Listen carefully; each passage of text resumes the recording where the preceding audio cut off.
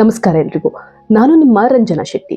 ನಾನಿವತ್ತು ಬೆಂಗಳೂರಿನಲ್ಲಿ ಕೆಲಸ ಮಾಡ್ತಿದ್ದ ಕ್ಯಾಬ್ ಡ್ರೈವರ್ ಒಬ್ಬರ ಜೊತೆ ನಡೆದ ಒಂದು ರಿಯಲ್ ಹಾರರ್ ಕಥೆನ ನಿಮಗೆ ಹೇಳೋಣ ಅಂತ ಬಂದಿದ್ದೀನಿ.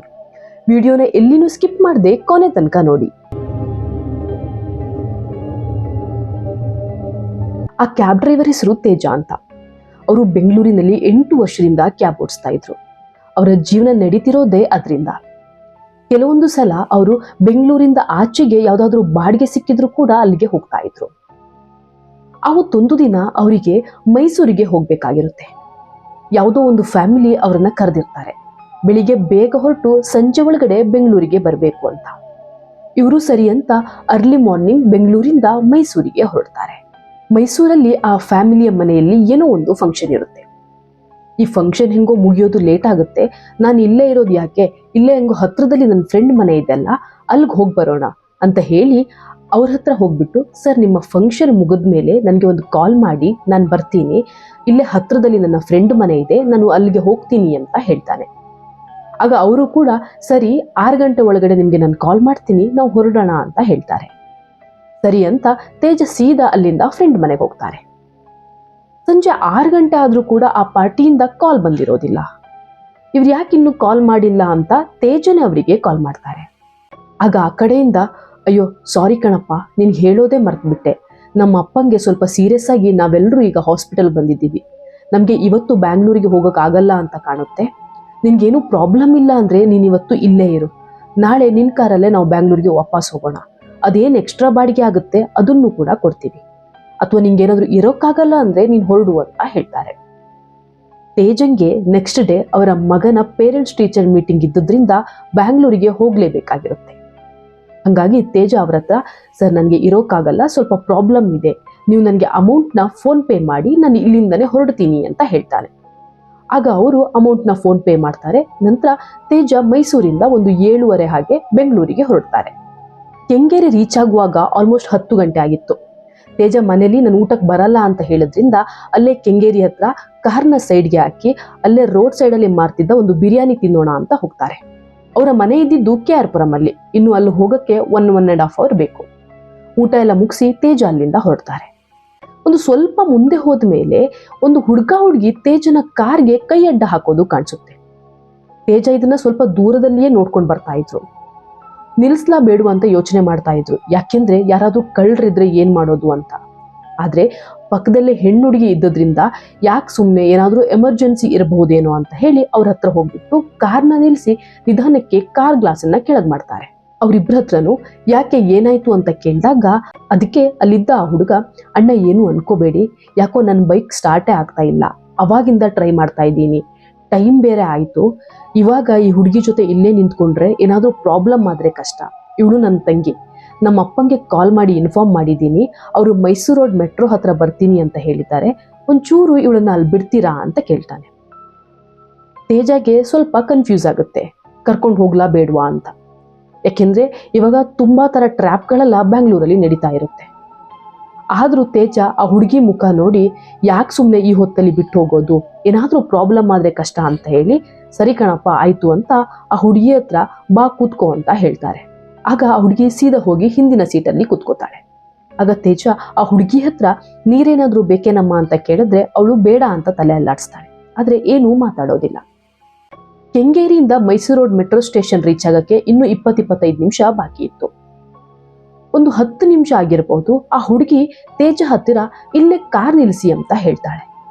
ಆಗ ತೇಜ ಹಿಂದೆ ತಿರುಗಿ, ಯಾಕಮ್ಮ ಏನಾಯ್ತು, ಮೈಸೂರು ರೋಡ್ ರೀಚ್ ಆಗಕ್ಕೆ ಇನ್ನೂ 2 ಕಿಲೋಮೀಟರ್ ಇದೆ, ಇಲ್ಲಿ ಯಾಕೆ ನಿಲ್ಲಿಸ್ಬೇಕು ಅಂತ ಕೇಳಿದಾಗ ಆ ಹುಡುಗಿ ಇಲ್ಲ ಕಾರ್ ನಿಲ್ಲಿಸಿ ಅಂತ ಮತ್ತೆ ಹೇಳ್ತಾಳೆ. ಆಗ ತೇಜಗೆ ಕೋಪ ಬರುತ್ತೆ. ನೋಡು, ನಿನ್ನ ಕರ್ಕೊಂಡು ಬಂದಿರೋದೇ ನನ್ನ ತಪ್ಪು, ನಿಮ್ಮಣ್ಣ ನಿಮ್ಮಪ್ಪ ಅಲ್ಲಿ ಮೈಸೂರು ರೋಡ್ ಹತ್ರ ಬರ್ತಾರೆ, ಅಲ್ಲಿ ಬಿಡು ಅಂತ ಹೇಳಿದ್ದಾರೆ, ನನಗೆ ಹಾಗೆಲ್ಲ ಇಲ್ಲಿ ನಿಲ್ಸೋಕ್ಕಾಗೋದಿಲ್ಲ, ಟೈಮ್ ಬೇರೆ 11 ಗಂಟೆ ಮೇಲಾಗಿದೆ, ನೀನೇನು ಅನ್ಕೊಂಡಿದ್ಯಾ, ಕೂತ್ಕೊಳ್ಳೋದಾದ್ರೆ ಸುಮ್ಮನೆ ಕೂತ್ಕೋ ಅಂತ ಬೈತಾರೆ. ಆಗ ಆ ಹುಡುಗಿ ಇವನನ್ನೇ ಗುರಾಯಿಸ್ಕೊಂಡು ನೋಡೋಕೆ ಶುರು ಮಾಡ್ತಾಳೆ. ಆದ್ರೆ ಅವಳು ನೋಡ್ತಾ ಇದ್ದ ರೀತಿ ಒಂಥರ ವಿಚಿತ್ರವಾಗಿತ್ತು. ಅವಳ ಕಣ್ಣುಗಳನ್ನ ನೋಡೋಕೆ ಆಗ್ತಾ ಇರ್ಲಿಲ್ವಂತೆ. ಆಗ ತೇಜ, ಮೇಡಮ್ ಬೇಜಾರು ಮಾಡ್ಕೋಬೇಡಿ, ಟೈಮ್ ಬೇರೆ ಆಯ್ತಲ್ವಾ, ಹಾಗೆಲ್ಲ ನಿಮ್ಮನ್ನ ಇಲ್ಲಿ ಬಿಟ್ಟು ಹೋಗೋಕ್ಕಾಗೋದಿಲ್ಲ, ನಾಳೆ ಏನಾದರೂ ಪ್ರಾಬ್ಲಮ್ ಆದರೆ ನನ್ನನ್ನೇ ಕೇಳ್ತಾರೆ, ಯಾಕೆಂದ್ರೆ ನಿಮ್ಮನ್ನ ನಿಮ್ಮ ಅಪ್ಪನ ಹತ್ರ ಬಿಡ್ತೀನಿ ಅನ್ನೋ ರೆಸ್ಪಾನ್ಸಿಬಿಲಿಟಿ ತಗೊಂಡು ನಾನು ನಿಮ್ಮನ್ನ ಕರ್ಕೊಂಡು ಬಂದಿದ್ದೀನಿ ಅಂತ ಹೇಳ್ತಾನೆ. ಆಗ ಆ ಹುಡುಗಿ ಡೋರ್ ಓಪನ್ ಮಾಡು ಅಂತ ಜೋರಾಗಿ ಕೂಗೋಕೆ ಶುರು ಮಾಡ್ತಾಳೆ. ತೇಜಗೆ ಭಯಕ್ಕೆ ಮಾತೇ ಬರೋದಿಲ್ಲ. ಅವನು ಸೀದಾ ಅವನ ಮೊಬೈಲ್ನ ತೆಗೆದು ಅವಳ ಅಣ್ಣಂಗೆ ಕಾಲ್ ಮಾಡ್ತಾನೆ. ಆ ಕಡೆಯಿಂದ ಯಾವುದೋ ಒಂದು ಹೆಂಗಸು ಮಾತಾಡ್ತಾ ಇದ್ರು. ಆಗ ತೇಜ ರವಿ ಅವರ ಅಂತ ಕೇಳಿದಾಗ ಆಗ ಹೆಂಗಸು ಯಾವ ರವಿನಪ್ಪ, ನನ್ಗೆ ಯಾರೂ ಗೊತ್ತಿಲ್ಲ ಅಂತೇಳಿ ಅವರ ಮಗನ ಹತ್ರ ಫೋನ್ ಕೊಡ್ತಾಳೆ. ಆಗ ಅವರ ಮಗ ಕೂಡ ಸರಿ ಇಲ್ಲಿ ರವಿ ಅಂತ ಯಾರು ಇಲ್ಲ, ನೀವು ಮೋಸ್ಟ್ಲಿ ಮಿಸ್ ಆಗಿ ಮಾಡಿರಬೇಕು, ನಾವು ಉಡುಪಿಯಲ್ಲಿರೋದು ಅಂತ ಹೇಳ್ತಾನೆ. ಇದನ್ನ ಕೇಳಿ ತೇಜಗೆ 1-2 ಸೆಕೆಂಡ್ ಜೀವ ಹೋದಾಗುತ್ತೆ. ಇದು ಯಾವ್ದಪ್ಪ ನನ್ನ ತಲೆ ಮೇಲೆ ಹಾಕೊಂಡ್ಬಿಟ್ಟೆ ಅಂತ. ಹಂಗೆ ಅನ್ಕೊಂಡು ಅವನ್ ಹಿಂದೆ ತಿರುಗಿ ನೋಡಿದ್ರೆ ಅಲ್ಲಿ ಆ ಹುಡುಗಿನೇ ಕಾಣಿಸ್ತಾ ಇರಲ್ಲ. ತೇಜ ಭಯದಲ್ಲೇ ಬೆವರಿ ಹೋಗಿದ್ದ. ಯಾಕೆಂದ್ರೆ ಅವನು ಡೋರ್ನ ಅವಳು ಓಪನ್ ಮಾಡಬಾರ್ದಂತಾನೆ ಸೆಂಟ್ರಲ್ ಲಾಕ್ ಮಾಡಿದ್ದ. ಈ ಸೆಂಟ್ರಲ್ ಲಾಕ್ ಮಾಡಿದ್ರೆ ಮತ್ತೆ ಯಾರಾದ್ರೂ ಡೋರ್ ಓಪನ್ ಮಾಡ್ಬೇಕಂದ್ರೆ ಅದನ್ನ ಡ್ರೈವರೇ ಅನ್ಲಾಕ್ ಮಾಡಬೇಕು. ಆದ್ರೆ ಅವಳು ಹೆಂಗೆ ಹೊರಗಡೆ ಹೋದ್ಲು ಅಂತಾನೂ ಗೊತ್ತಾಗಿಲ್ಲ. ಸರಿ ನೋಡೋಣ ಅಂತ ತೇಜ ಕೂಡ ಒಂದ್ಸಲ ಆ ಡೋರ್ನ ತೆಗಿಯೋಕೆ ಟ್ರೈ ಮಾಡ್ತಾನೆ. ಆದ್ರೆ ಡೋರ್ ಓಪನ್ ಆಗ್ತಾ ಇರಲ್ಲ.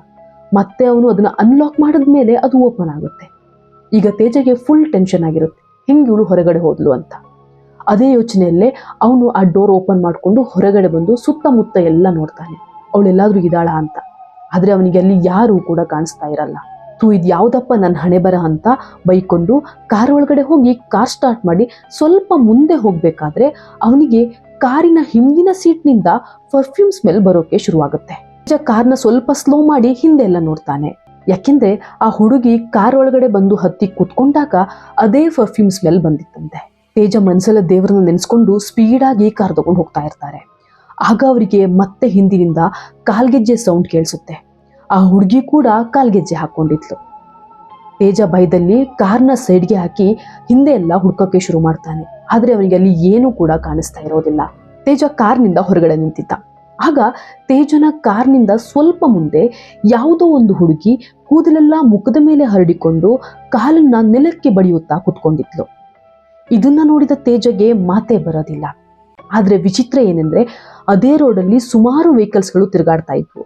ಆದ್ರೆ ಯಾರೂ ಕೂಡ ಆ ಹುಡುಗಿಯನ್ನ ನೋಡ್ತಾನೆ ಇರಲಿಲ್ಲ. ನಾನು ಇಲ್ಲೇ ಇದ್ರೆ ಇವತ್ತು ಮನೆಗೆ ಹೋಗೋದಿಲ್ಲ ಅಂತ ಭಯ ಪಟ್ಕೊಂಡು ತೇಜ ಸೀದಾ ಕಾರ್ ಒಳಗಡೆ ಹೋಗಿ ಕೂತ್ಕೊಂಡು ಇನ್ನೇನು ಕಾರ್ ಸ್ಟಾರ್ಟ್ ಮಾಡಿ ಸ್ವಲ್ಪ ಮುಂದೆ ಹೋಗ್ಬೇಕು, ಆ ಹುಡುಗಿ ತೇಜನ ಕಾರ್ನ ಮುಂದೆ ಬಂದು ನಿಲ್ತಾಳೆ. ತೇಜಗೆ ಅವಳ ಮುಖನೇ ಕಾಣಿಸ್ತಿರಲ್ಲ. ಅವಳ ಕೂದಲೆಲ್ಲ ಮುಖದ ಮೇಲೆ ಹರಡಿಕೊಂಡಿದ್ಲು. ಅವಳು ನೆಲವನ್ನೇ ನೋಡ್ತಾ ಇದ್ಲು. ಮುಖ ಎತ್ತಿ ಕೂಡ ನೋಡ್ತಾ ಇರೋದಿಲ್ಲ. ತೇಜ ಹಾರ್ನ್ ಮಾಡೋಕೆ ಶುರು ಮಾಡ್ತಾನೆ. ಆದ್ರೆ ಅವಳು ಅಲ್ಲಿಂದ ಕದ್ಲೋದೇ ಇಲ್ಲ. ಕೊನೆಗೆ ಅವಳು ತನ್ನ ಕೈಯಿಂದ ಜೋರಾಗಿ ಕಾರ್ನ ಬ್ಯಾನೆಟ್ ಅನ್ನ ಬಡಿಯೋಕೆ ಶುರು ಮಾಡ್ತಾಳೆ. ತೇಜ ಎಲ್ಲಾ ದೇವರನ್ನ ನೆನೆಸ್ಕೊಂಡು ಒಂದೇ ಸಲಕ್ಕೆ ಕಾರ್ನ ರೈಟ್ಗೆ ತಿರುಗಿಸಿ ಸೀದಾ ಮೂವ್ ಆಗ್ಬಿಡ್ತಾನೆ. ಅವನು ಮತ್ತೆ ಎಲ್ಲಿನೂ ಕಾರ್ ನಿಲ್ಸೋದಿಲ್ಲ. ಆಗ ಅವನಿಗೆ ಮಿರರ್ ಅಲ್ಲಿ ಆ ಹುಡುಗಿ ಅವನ ಹಿಂದಿನ ಸೀಟಲ್ಲಿ ಕೂತ್ಕೊಂಡಿರೋದು ಕಾಣಿಸುತ್ತೆ. ಆದ್ರೆ ಅವನು ಹಿಂದೆ ತಿರುಗಿ ನೋಡಿದ್ರೆ ಅಲ್ಲಿ ಯಾರೂ ಕೂಡ ಇರೋದಿಲ್ಲ. ಮತ್ತೆ ಅದೇ ಪರ್ಫ್ಯೂಮ್ ಸ್ಮೆಲ್, ಗೆಜ್ಜೆ ಸೌಂಡ್ ಅವನಿಗೆ ಕೇಳಿಸೋಕೆ ಶುರುವಾಗುತ್ತೆ. ಆಗ ಅವನು almost Mysuru road metro station reach ಆಗಿದ್ದ. ಅಲ್ಲಿ ಸ್ವಲ್ಪ ಕ್ರೌಡ್ ಜಾಸ್ತಿನೇ ಇತ್ತು. ಯಾಕೆಂದ್ರೆ ಅವಾಗ ಮೆಟ್ರೋ ಇನ್ನೂ ಕ್ಲೋಸ್ ಆಗಿರಲಿಲ್ಲ. ಹಾಗಾಗಿ ಕಾರ್ನ ಅಲ್ಲೇ ಸೈಡ್ಗೆ ಹಾಕಿ ನಾನಿವತ್ತು ಮೆಟ್ರೋದಿಂದನೇ ಹೋಗೋಣ ಅಂತ ಅಂದ್ಬಿಟ್ಟು ಅಲ್ಲೇ ಪಾರ್ಕಿಂಗ್ ಅಲ್ಲಿ ತನ್ನ ಕಾರ್ನ ಪಾರ್ಕ್ ಮಾಡಿ ಸೀದಾ ಮೆಟ್ರೋ ಸ್ಟೇಷನ್ ಒಳಗಡೆ ಹೋಗ್ತಾನೆ. ಹೋಗುವಾಗ ಅವನ ತಮ್ಮನಿಗೆ ಕಾಲ್ ಮಾಡಿ ನಡೆದ ವಿಚಾರವನ್ನೆಲ್ಲ ಹೇಳ್ತಾನೆ. ಅವನ ತಮ್ಮ ಇರೋದು ಸುಂಕದ ಕಟ್ಟೆಯಲ್ಲಿ. ಆಗ ಅವ್ರು ಹೇಳ್ತಾರೆ, ನೀನ್ ಎಲ್ಲಿಗೂ ಹೋಗ್ಬೇಡ, ಅಲ್ಲೇ ಮೆಟ್ರೋ ಸ್ಟೇಷನ್ ಒಳಗಡೆ ಕೂತ್ಕೊಂಡಿರು, ನಾನು ಬಂದು ನಿನ್ನನ್ನ ಕರ್ಕೊಂಡು ಹೋಗ್ತೀನಿ ಅಂತ ಹೇಳ್ತಾರೆ. ತೇಜ ಸರಿ ಅಂತ ಒಂದು 10-15 ನಿಮಿಷ ಅದೇ ಮೆಟ್ರೋ ಸ್ಟೇಷನ್ ಒಳಗಡೆ ಇರ್ತಾರೆ. ಅವರ ತಮ್ಮ ಬಂದ ಮೇಲೆ ಹೊರಗಡೆ ಬಾ, ನಾನು ಬಂದಿದ್ದೀನಿ ಅಂತ ಕಾಲ್ ಮಾಡಿದ ಮೇಲೇನೆ ಅವರು ಆ ಮೆಟ್ರೋ ಸ್ಟೇಷನ್ ಇಂದ ಹೊರಗಡೆ ಬರೋದು. ನಂತರ ಅವರಿಬ್ರು ಅಲ್ಲಿಂದ ಸೀದಾ ಅವನ ತಮ್ಮನ ಮನೆಗೆ ಹೋಗ್ತಾರೆ. ಆಗ ಅವರಿಗೆ ಯಾವುದೇ ರೀತಿಯ ಎಕ್ಸ್ಪೀರಿಯನ್ಸ್ ಆಗಿರ್ಲಿಲ್ವಂತೆ. ಈಗ ಇದೇ ವ್ಯಕ್ತಿ ಜೊತೆಗೆ ನಡೆದ ಇನ್ನೊಂದು ಘಟನೆಯ ಬಗ್ಗೆ ನಿಮ್ಗೆ ಹೇಳ್ತೀನಿ, ಕೇಳಿ. ಇದು ನಡೆದಿದ್ದು ಈ ಇನ್ಸಿಡೆಂಟ್ ಆಗಿ ಒಂದು 6 ತಿಂಗಳಾದ್ಮೇಲೆ. ಅವತ್ತು ಬೆಳಿಗ್ಗೆ ಒಂದು 3 ಗಂಟೆಗೆ ಒಬ್ಬರನ್ನ ಬ್ಯಾಂಗ್ಳೂರ್ ಏರ್ಪೋರ್ಟ್ಗೆ ಹೋಗಿ ಬಿಡ್ಬೇಕಾಗಿತ್ತು. ಅವರ ಮನೆ ಇರೋದು ಜೀವನ್ ಭೀಮನಗರದಲ್ಲಿ. ಜೀವನ್ ಭೀಮನಗರದಿಂದ ಅವರನ್ನ ಪಿಕ್ ಮಾಡ್ಕೊಂಡು ಬರೋಕೆ ಇವನು ಹೋಗ್ತಾ ಇರ್ತಾನೆ. ಇವನು ಹೋಗ್ತಾ ಆನ್ ದಿ ವೇ ಈ ಕಲ್ಪಲ್ಲಿ ಸಿಮೆಂಟ್ರಿ ಇರೋ ರೋಡಿಂದನೇ ಹೋಗ್ಬೇಕಾಗಿರುತ್ತೆ. ಕಲ್ಪಲ್ಲಿ ಸಿಮೆಂಟ್ರಿ ಬಗ್ಗೆ ನಿಮ್ಗೆಲ್ಲ ಗೊತ್ತಿರಬಹುದು. ಇದು ಬೆಂಗಳೂರಿನ ಮೋಸ್ಟ್ ಹಾಂಟೆಡ್ ಪ್ಲೇಸ್.